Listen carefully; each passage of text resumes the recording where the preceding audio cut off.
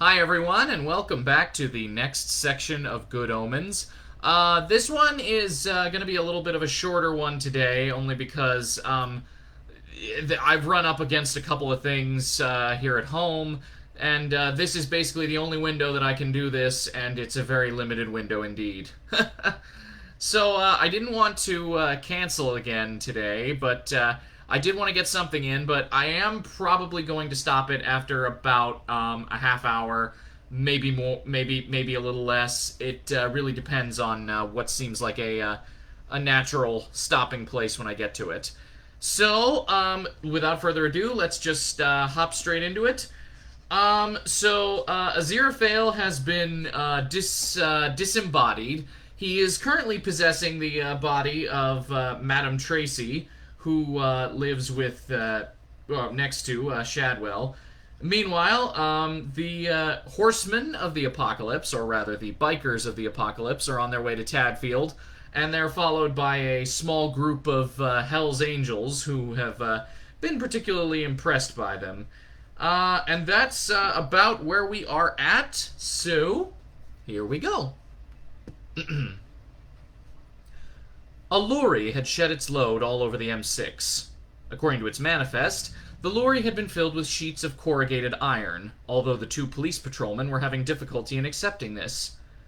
"So what I want to know is, where did all the fish come from?" asked the sergeant.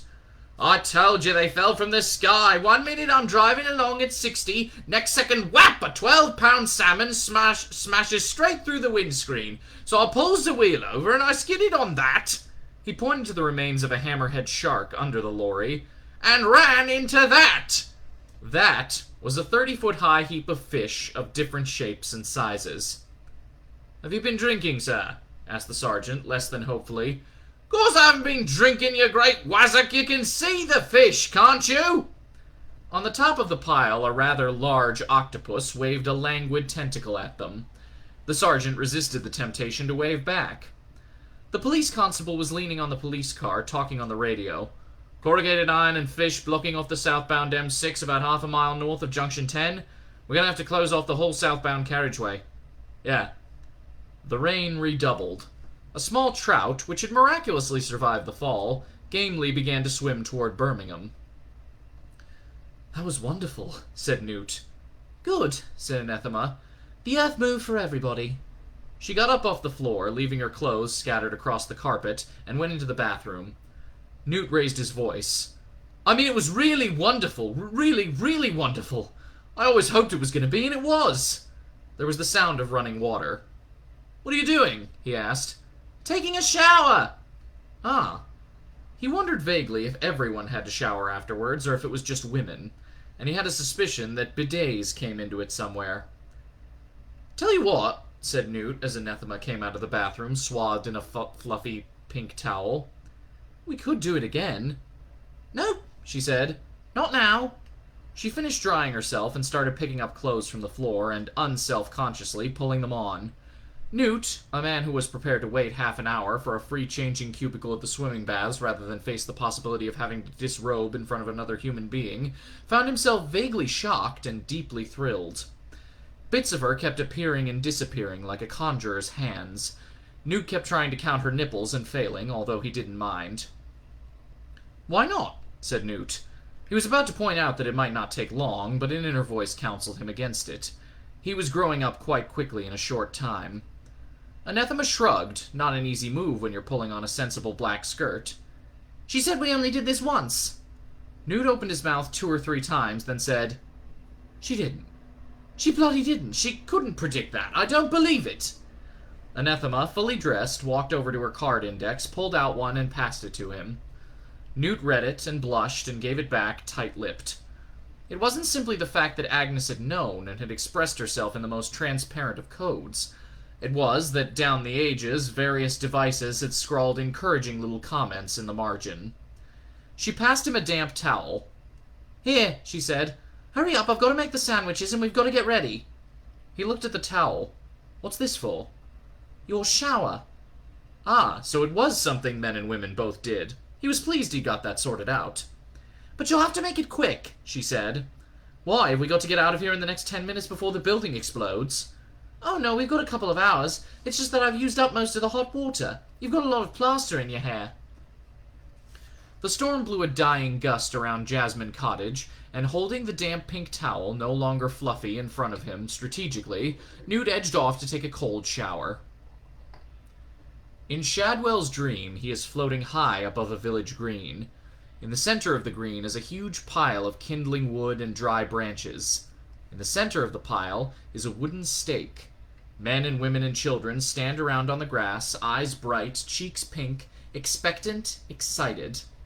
A sudden commotion. 10 men walk across the green, leading a handsome, middle-aged woman.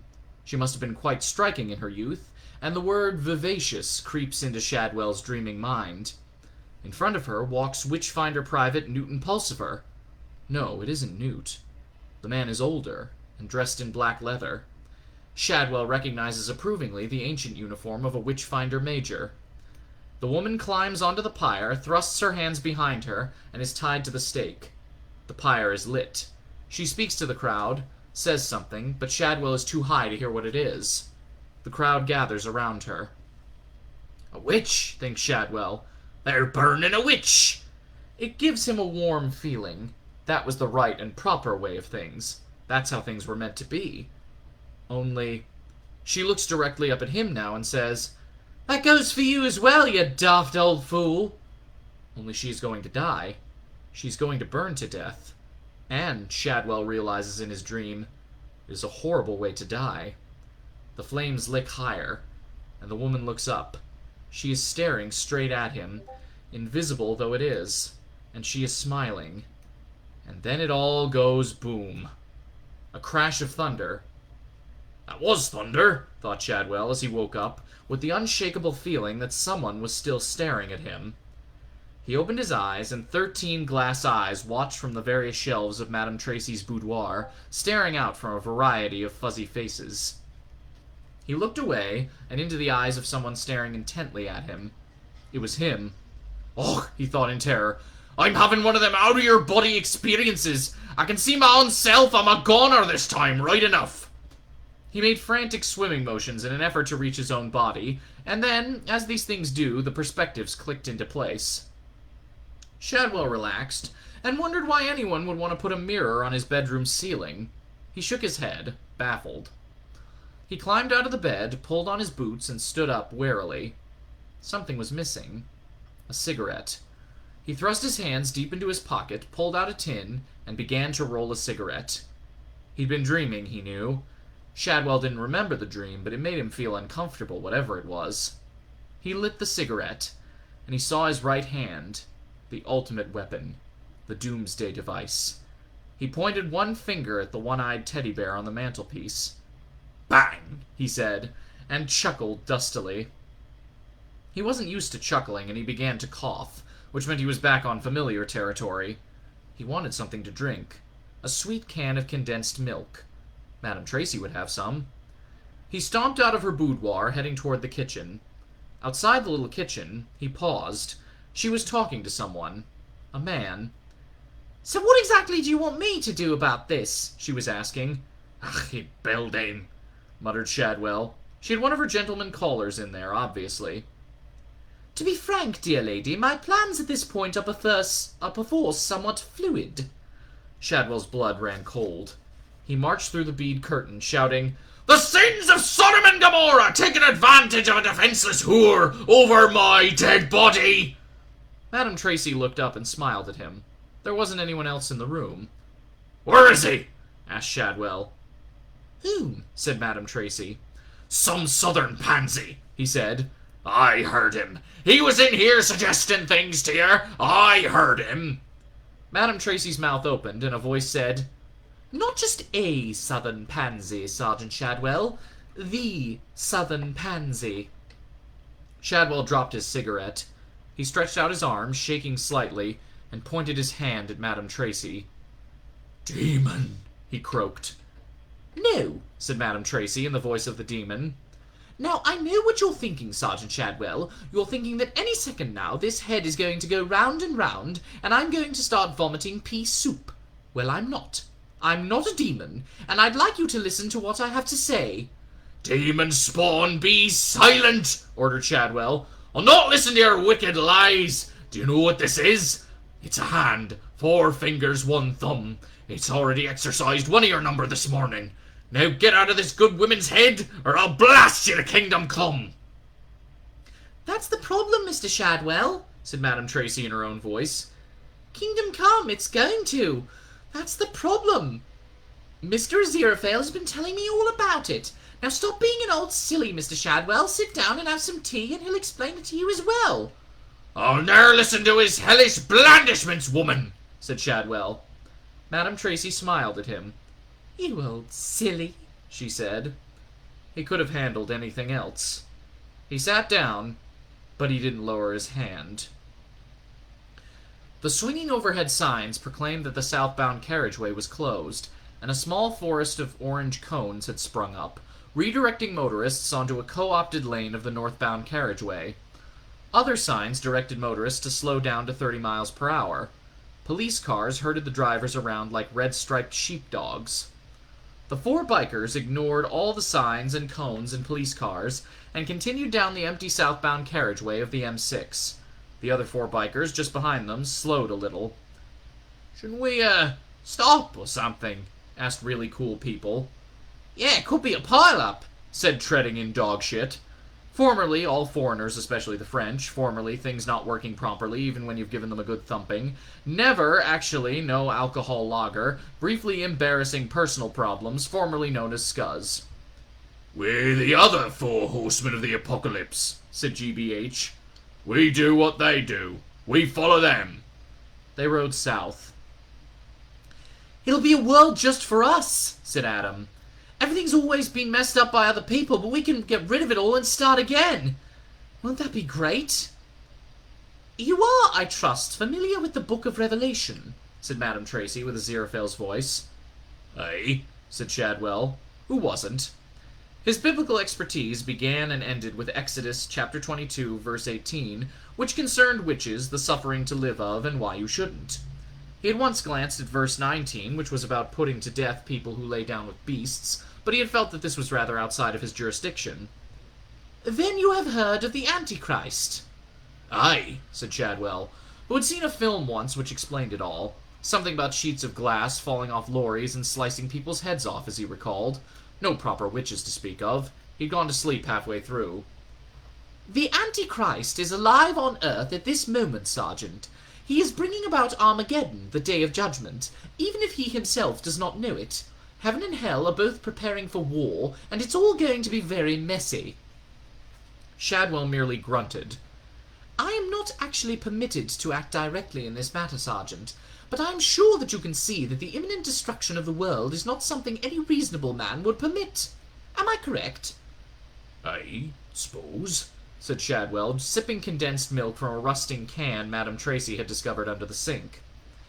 "Then there is only one thing to be done, and you are the only man I can rely on. The Antichrist must be killed, Sergeant Shadwell, and you must do it." Shadwell frowned. "I wouldn't know about that," he said. "The Witchfinder Army only kills witches, 'tis one of the rules. And demons and imps, of course." But the Antichrist is more than just a witch. He's the witch. He's about as witchy as you can get." "Would he be harder to get rid of than, say, a demon?" asked Shadwell, who had begun to brighten.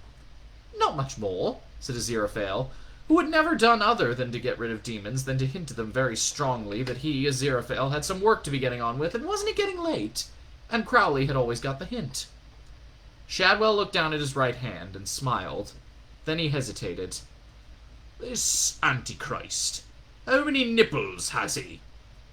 "The end justifies the means," thought Aziraphale, "and the road to hell is paved with good intentions." This is not actually true. The road to hell is paved with frozen door-to-door salesmen. On weekends, many of the younger demons go ice skating down it. And he lied cheerfully and convincingly. "Oodles! Pots of them! His chest is covered with them! He makes Diana of the Ephesians look positively nippleless." "I wouldn't know about this Diana of yours," said Shadwell. "But if he's a witch, and it sounds to me like he is, then speaking as a sergeant in the WA, I'm your man." Good, said Aziraphale through Madame Tracy. I'm not sure about this killing business, said Madame Tracy herself. But if it's this man, this Antichrist, or everybody else, then I suppose we don't really have any choice. Exactly, dear lady, she replied. Now, Sergeant Shadwell, have you a weapon? Shadwell rubbed his right hand with his left, clenching and unclenching the fist. Aye, he said. I have that. And he raised 2 fingers to his lips to blow on them gently. There was a pause. Your hand? Asked Aziraphale. Aye, 'tis a terrible weapon. It did for ye, demon spawn, did it not? Have you anything more, substantial? How about the golden dagger of Megiddo, or the shiv of Kali? Shadwell shook his head. I've got some pins, he suggested. And the thunder gun of Witchfinder Colonel, ye shall not eat any living thing with the blood, neither shall ye enchantment, nor ye observe time's Dalrymple. I could load it with silver bullets. That's werewolves, I believe, said Aziraphale. Garlic? Vampires. Shadwell shrugged. Aye, well, I dinna have any fancy bullets anyway. But the thunder gun will fire anything. I'll go and fetch it. He shuffled out, thinking, why do I need another weapon? I'm a man with a hand. Now, dear lady, said Aziraphale, I trust you have a reliable mode of transportation at your disposal. Oh, yes, said Madame Tracy. She went over to the corner of the kitchen and picked up a pink motorbike helmet with a yellow sunflower painted on it and put it on, strapping it under her chin. Then she rummaged in a cupboard, pulled out 300 or 400 plastic shopping bags and a heap of yellowing local newspapers, then a dusty day-glow green helmet with Easy Rider written across the top, a present from her niece Petula 20 years before. Shadwell, returning with the thunder gun over his shoulder, stared at her unbelieving. I don't know what it is you're staring at, Mr. Shadwell, she told him. It's parked in the road downstairs. She passed him the helmet. You've got to put it on, it's the law.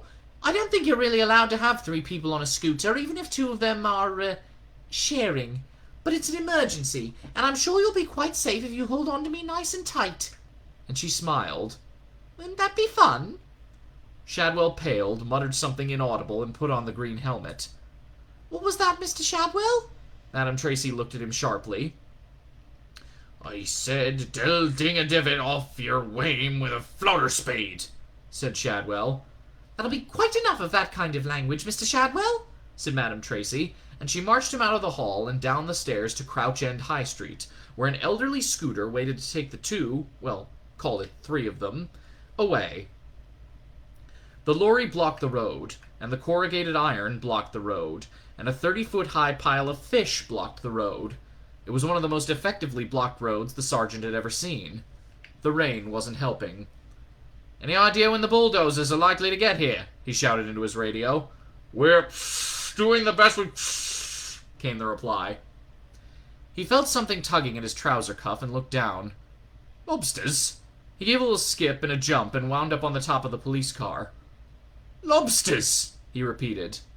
There were about 30 of them, some over 2 feet long.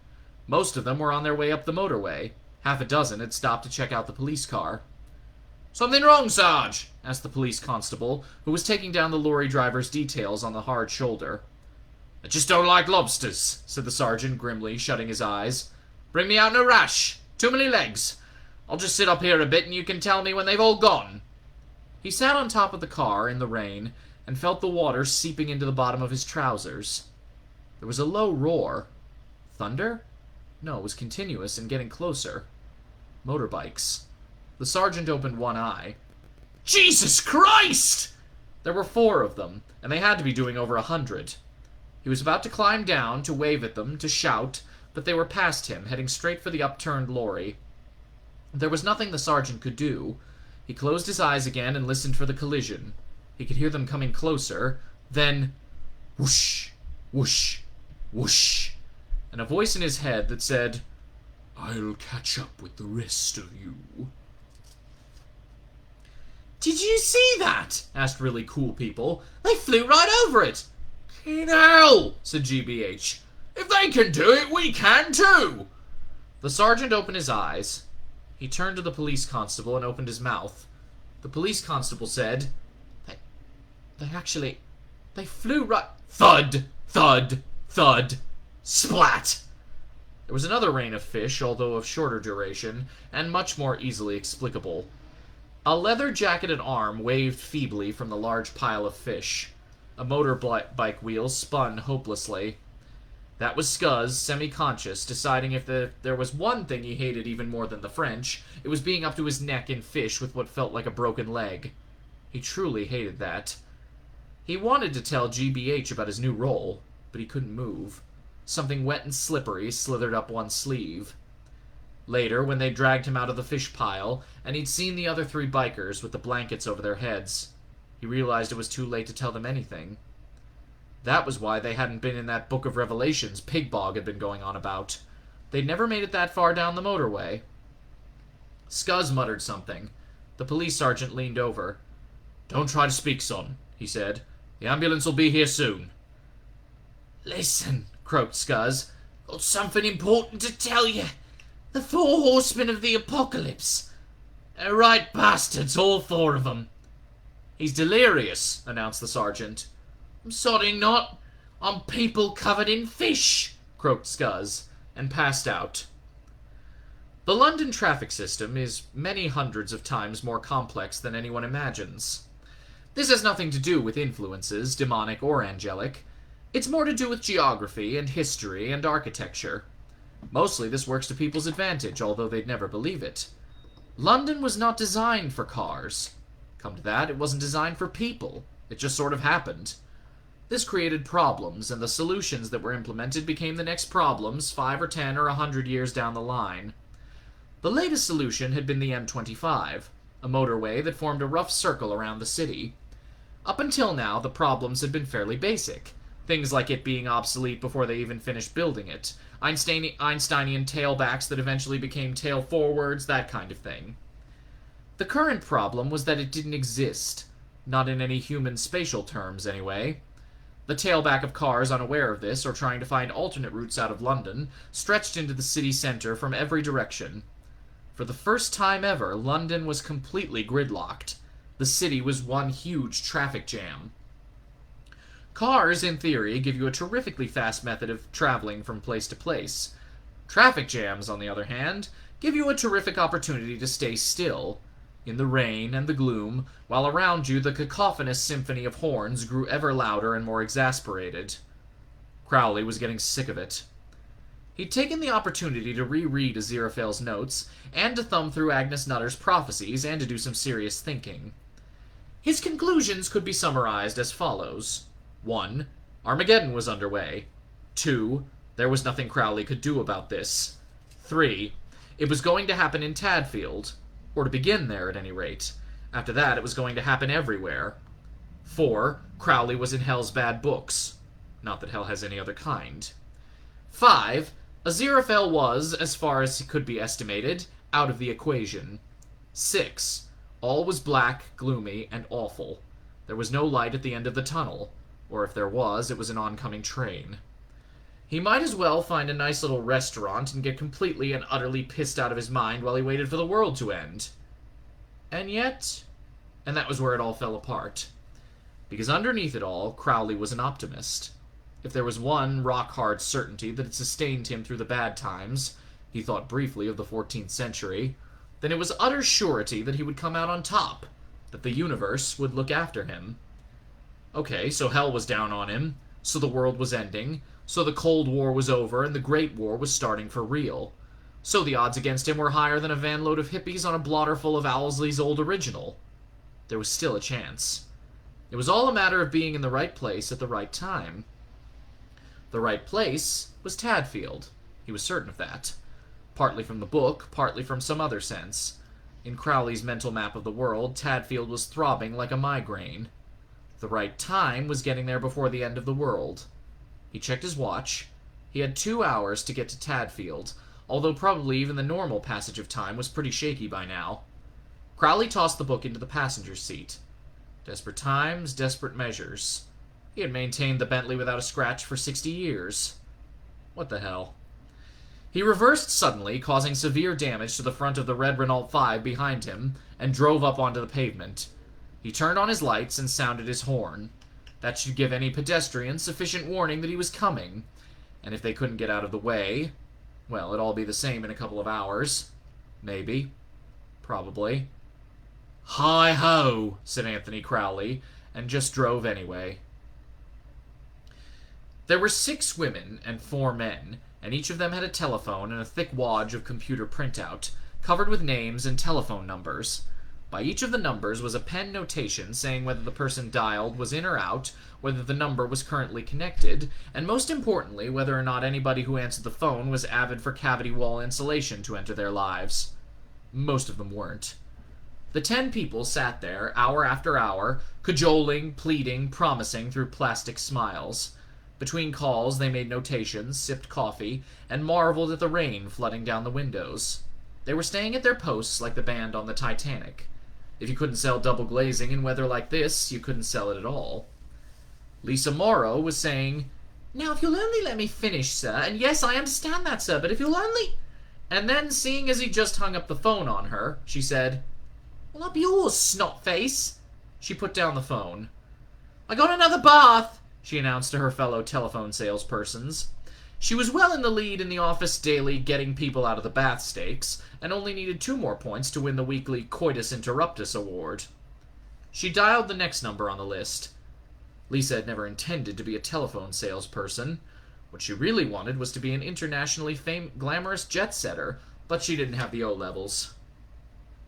Had she been studious enough to be accepted as an internationally glamorous jet-setter, or a dental assistant, her second choice of profession, or indeed anything other than a telephone salesperson at that particular office, she would have had a longer and probably more fulfilled life. Perhaps not a very much longer life, but all things considered, it being the day of Armageddon, but several hours anyway. For that matter, all she really needed to do for a longer life was not ring the number she had just dialed, listed on her sheet as the Mayfair home of, in the best traditions of 10th-hand mail-order lists, Mr. A.J. Cowley. But she had dialed, and she had waited while it rang 4 times, and she had said, "Oh, poot, another answer phone," and started to put down the headset. But then something had crawled out of the earpiece. Something very big and very angry. It looked a little like a maggot. A huge, angry maggot made out of thousands and thousands of tiny little maggots, all writhing and screaming, millions of little maggot mouths opening and shutting in fury, and every one of them was screaming, "Crowley!" It stopped screaming, swayed blindly, seemed to be taking stock of where it was, and then it went to pieces. The thing split into thousands and thousands of writhing gray maggots. They flowed over the carpet, up over the desks, over Lisa Morrow and her 9 colleagues. They flowed into their mouths, up their nostrils, into their lungs. They burrowed into flesh and eyes and brains and lights, reproducing wildly as they went, filling the room with a towering mess of writhing flesh and gunk. The whole began to flow together, to coagulate into one huge entity that filled the room from floor to ceiling, pulsing gently. A mouth opened in the mass of flesh, strands of something wet and sticky adhering to each of the not exactly lips. And Hastur said, "I needed that." Spending half an hour trapped in an ansophone with only Aziraphale's message for company had not improved his temper. Neither did the prospect of having to report back to Hell and having to explain why he hadn't returned half an hour earlier, and more importantly, why he was not accompanied by Crowley. Hell did not go a bundle on failures. On the plus side, however, he at least knew what Aziraphale's message was. The knowledge could probably buy him his continued existence. And anyway, he reflected, if he were going to have to face the possible wrath of the Dark Council, at least it wouldn't be on an empty stomach. The room filled with thick, sulphurous smoke. When it cleared, Hastur was gone. There was nothing left in the room but 10 skeletons, picked quite clean of meat, and some puddles of melted plastic with, here and there, a gleaming fragment of metal that might once have been part of a telephone. Much better to have been a dental assistant. But, to look on the bright side, all this only went to prove that evil contains the seeds of its own destruction. Right now, across the country, people who would otherwise have been made just that little bit more tense and angry by being summoned from a nice bath or having their names mispronounced at them, were instead feeling quite untroubled and at peace with the world. As a result of Hastur's action, a wave of low-grade goodness started to spread exponentially through the population, and millions of people who ultimately would have suffered minor bruises of the soul did not in fact do so. So that was alright. And that is where we're going to wrap up for today, just because, like I said, I do have somewhere that I need to be. I wish it could have been a little longer here, but you gotta do what you gotta do. So, I hope everybody stays safe, stays healthy, and I'll be back tomorrow for the next part of the chapter. Bye, everyone. See you then.